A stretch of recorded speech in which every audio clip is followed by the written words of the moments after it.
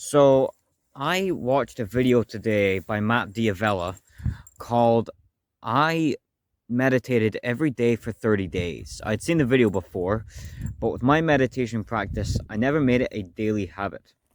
If you'll remember from my video I made about meditation, then I said I wanted to do a lot of it, like a lot of it. And what I was doing was jumping into the deep end. I do it. I haven't failed. I am doing it. But I'm just doing it like when I'm on the bus or something like that, or in the car. I occasionally do it before bed, but that's it. It's not like a daily practice. For the next 30 days, I'm going to do meditation every single day. Okay? That's that's it. The rules are very simple. Just make sure I meditate every day. Let's get into it. Welcome to the Spirit Renewed YouTube channel, where I help you renew your spirit for success. God, my Father, I pray that we get closer. I pray that you give me your strength, and I pray that you will bless me. Okay, this is ridiculous. Meditation gets a bad rap of being the thing that creepy old dudes with long beards do. They sit down with their legs crossed, their fingers are locked in a circle, and they say Om all the time. Om. Trying to get closer to God or whatever spiritual being they believe in. But the reality is quite the opposite. Meditation is just about focusing on the moment and being present, getting rid of your thoughts and being aware of what's around you. In a world full of distractions, meditation has never been harder. One of the keys to happiness is realizing that it is not a goal, it's a process. You can't hold happiness in your hand. You can't think your way to happiness. You can only be happy. If you see the Grand Canyon for the first time, you're going to be happy because you realize what is in front of you. You're focused on it. If you're constantly overthinking the past, worrying about the future, you can never be present. And if you can never be present, you can never see what is right in front of you and how it can make you happy. And so meditation can be viewed as one of the key practices to happiness, if that is what you're using it for. But the ability to sit alone for 10 minutes without thinking, just being present, is something many, many people struggle with. And I know when I started out, I was one of those people. I think one of the things that can make meditation really difficult is when you don't know what kind of meditation is right for you. I currently do two types of meditation and I alternate between them.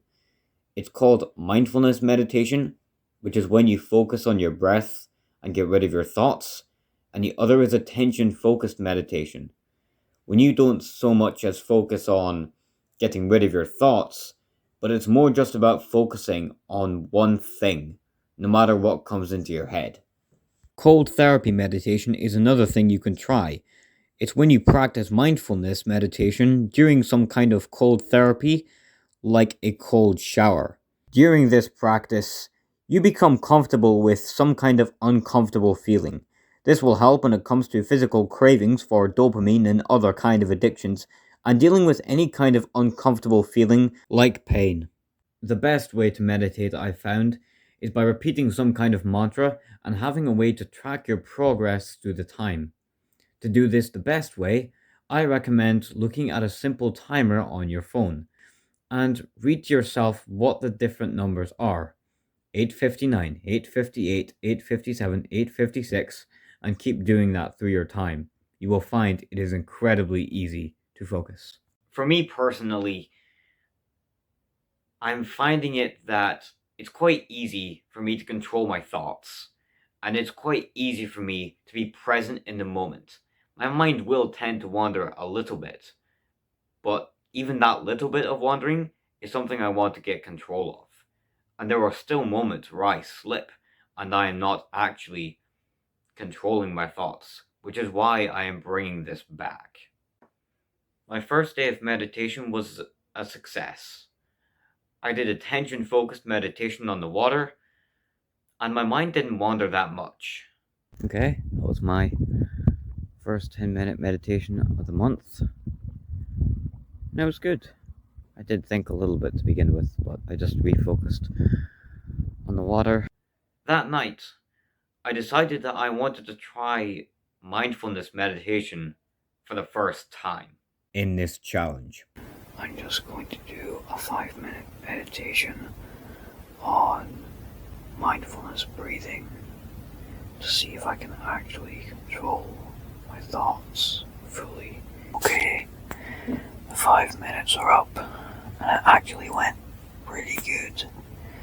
I was able to be controlling my thoughts for a lot longer than I thought I would, and it really wasn't that bad. I did think a little bit throughout, but I just refocused. Something that helps me to focus during my meditations is to actually allow myself to think about what I'm focusing on. If I'm focusing on the clouds, for example, I'll tell myself how beautiful they are. And I'll tell myself what I should focus on. So I might focus on their color, I might focus on their shape, might focus on their size. It helps me to be aware of my thoughts as well, because if an invading thought appears, I know that it's not what I'm supposed to be focusing on. So it makes it very easy to become aware of those kind of thoughts as well. As you can see, not thinking for a prolonged period of time, even 30 seconds, is quite difficult.